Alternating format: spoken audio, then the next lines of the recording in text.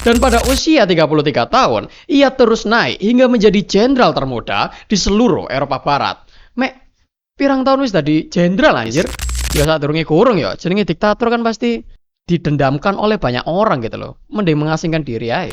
Mereka juga turut mengklaim bahwa satu-satunya jalan adalah intervensi militer untuk melindungi Spanyol dari kekacauan yang total. Franco diketahui tidak hanya akrab dalam urusan diplomasi luar negeri saja, tapi ia juga akrab secara personal dengan Hitler dan Benito Mussolini. Yo, dia menang untuk memimpin nasionalis karena takdir anjir. Lah musuhnya lockout pak, ya apa kata ini? Oke. Setelah kita membahas tentang Hitler dan Mussolini, ada satu orang lagi yang diktator juga dan tak kalah kejamnya. Bahkan bisa dibilang cukup dicintai oleh rakyatnya. Tapi tidak mutlak dicintai seluruh rakyat ya. Ya namanya juga manusia, ada yang membenci ya, ada yang mencintai juga. Dan sang fasis tersebut adalah Francisco Franco. Ia tak kalah kontroversialnya dengan Hitler dan Mussolini. Dan banyak orang yang menganggapnya pahlawan, serta ada juga yang menganggapnya sebagai penjahat sih. Kita akan mencoba memahami dari kedua sisi tersebut. Namun, sebelum kita masuk ke sana, mari kita bedah dulu. Siapa sih Francisco Franco itu? Bagaimana sepak terjangnya? Oh ya, buat Anda yang baru mampir ke channel ini, jangan lupa subscribe terlebih dahulu. Dan selamat datang di Indra Bercerita.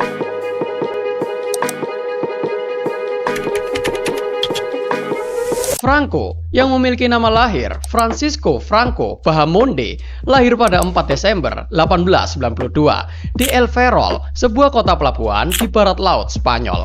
Ia berasal dari keluarga kelas menengah, yang mana sebagian besar keluarganya berprofesi sebagai militer angkatan laut.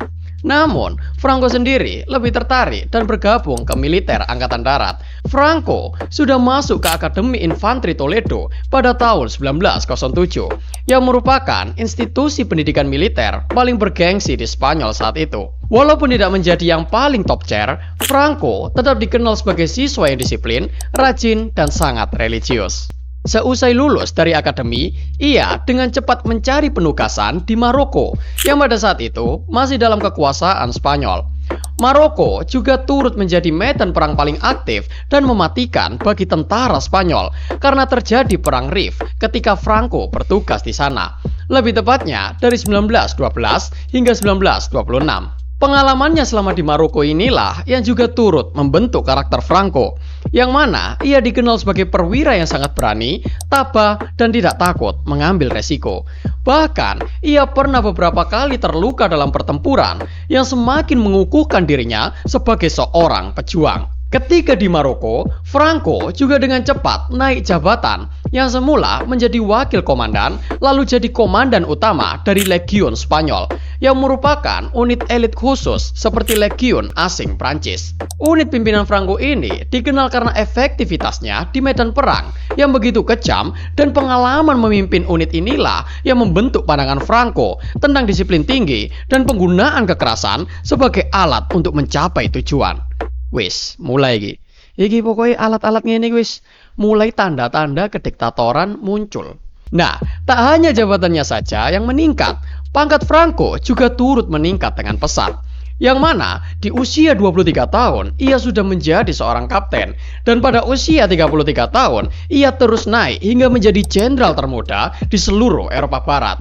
Mek, pirang tahun wis tadi jenderal anjir. Tapi rotok wajar sih, soalnya kan di masa perang ya. Nah, singkat cerita, monarki Spanyol di bawah Raja Alfonso XIII berhenti berkuasa pada 14 April 1931 dengan berbagai alasan yang kompleks, seperti gagalnya dalam beradaptasi ketika mengatasi masalah sosial yang meliputi pemogokan kerja dan anarkisme. Lalu, masalah politik, karena anarkisme tersebut melahirkan berbagai kekerasan di mana-mana, dan yang paling parah adalah krisis militer di Maroko, yang mana raja dituduh bertanggung jawab atas beberapa kegagalan militer tersebut. Ketidakstabilan itu membuat raja berpikir untuk mencari penyelamat dan mengatasi berbagai masalah yang tidak bisa diatasi oleh pemerintahan parlementer. Serta orang yang dimaksud adalah Primo de Rivera. Iki gorong Franco iki. Franco nang kene iki sik kroco, Pak. Tadi sik gorong muncul ke permukaan. Tapi karena dukungan raja membuat Spanyol berada dalam masa kediktatoran yang malah memicu berbagai gerakan politik lebih ruwet lagi.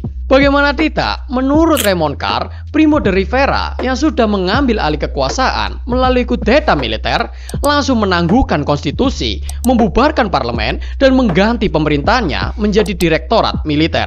Tentu saja, ia juga turut menekan oposisi dan membatasi kebebasan sipil, serta berusaha untuk membentuk partai politik tunggal.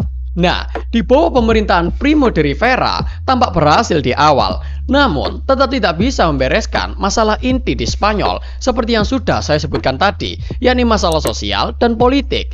Dan ia hanya dapat menyelesaikan masalah militer saja, yakni Perang Maroko. Akhirnya, banyak mulai mempertanyakan efektivitas Primo dalam memimpin. Di militer sendiri, yang sebenarnya adalah kekuatan utama Primo de Rivera, mulai kecewa karena Primo acap kali mengabaikan meritokrasi dan hanya berfokus pada orang-orang terdekatnya saja. Para jenderal senior juga ada yang tidak sepaham dengan keputusan Primo yang tangan besi itu. Pihak oposisi juga terus bergerilya di bawah tanah, walaupun tekanan kepada mereka juga terus dilancarkan. Raja Alfonso XIII juga turut khawatir bahwa Primo de Rivera akan mencoreng monarkinya dengan terus memimpin secara otoriter.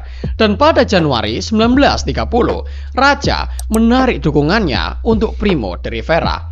Nah, melihat posisinya yang mulai goyang dari internal maupun eksternal sendiri, akhirnya Primo de Rivera mengajukan pengunduran dirinya kepada Raja dan pergi mengasingkan diri ke Paris, Prancis.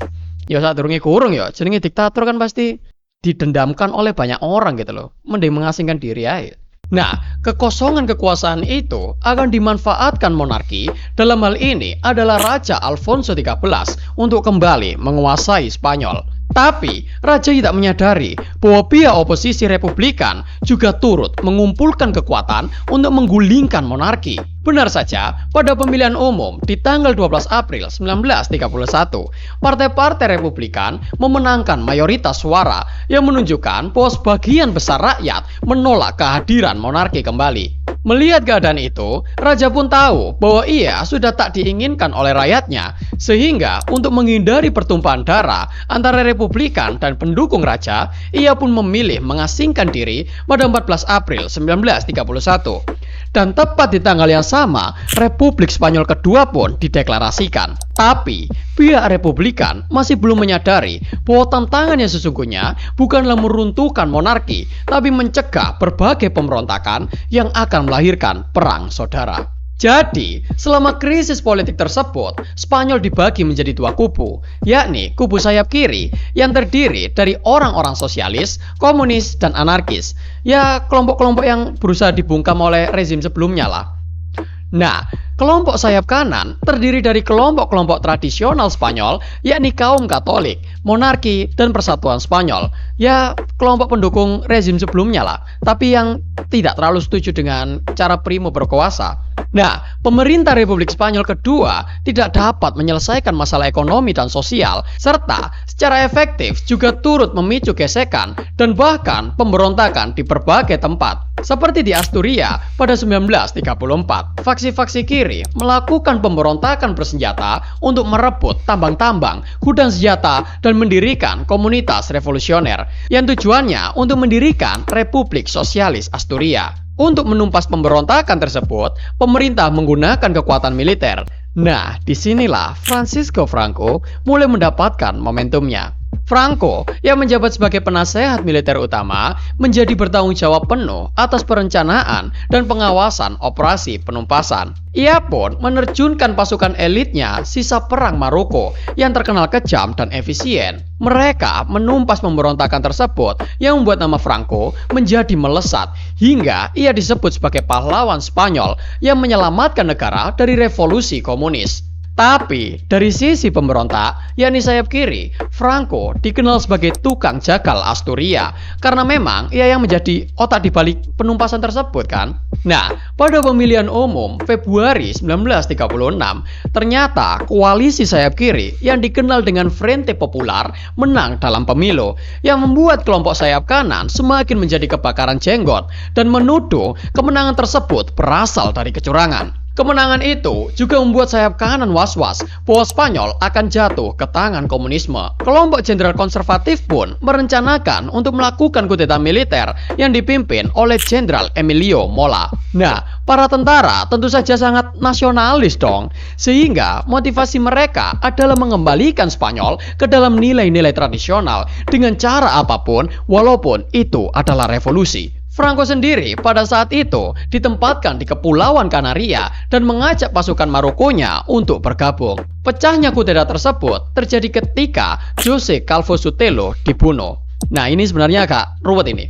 Jadi, sebelum penghilangan nyawa José Calvo Sotelo, kedua belah pihak ini sudah cukup panas sebenarnya. Bahkan sudah saling serang gitu loh. Nah, pada 12 Juli 1936, Letnan José Castillo atau pihak kelompok kiri yang loyal terhadap Republikan telah kehilangan nyawa di Madrid. Castillo adalah sosok yang paling dibenci oleh kelompok Falangis. Nah, kelompok Falangis ini sayap kanan ya. Akhirnya, simpatisan dari pihak kiri pun melancarkan balas dendam dengan menghilangkan nyawa José Calvo Sotelo yang berada di pihak kanan. Nah, melihat satu kubunya dihabisi, para jenderal yang sudah berencana untuk melakukan kudeta militer akhirnya menemukan momentumnya lah. Mereka jadi bisa membenarkan kudeta tersebut karena hilangnya nyawa sang José Calvo Sotelo. Mereka langsung menganggap bahwa pihak Republik telah gagal menegakkan hukum dan ketertiban, lalu menuduh bahwa negara sudah jatuh ke dalam anarki yang dikendalikan oleh kelompok milisi sayap kiri.